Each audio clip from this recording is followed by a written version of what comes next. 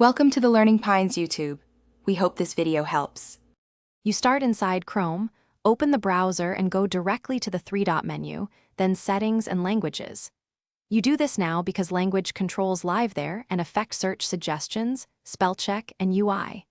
Once in Languages, scan the list for your preferred language. If it's missing, add it.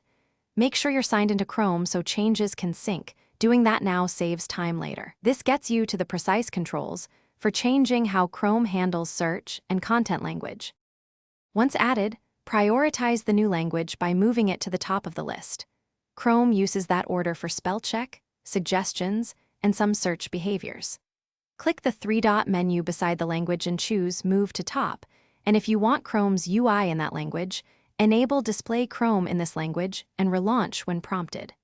Make sure to also toggle Offer to translate pages if you want automatic prompts. These steps change both visible UI and how the Omnibox. After making choices, relaunch Chrome to apply the language for the interface and search behavior.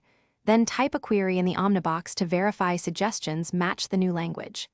If Google search results still appear in the old language, open Google.com, go to Search Settings and change Results Language to your preferred option. This ties search engine responses to language. If you can't find these options, update Chrome, clear cache, or remove and re-add the language. That fixed the problem in most cases. Thanks for watching. Consider subscribing if we helped you.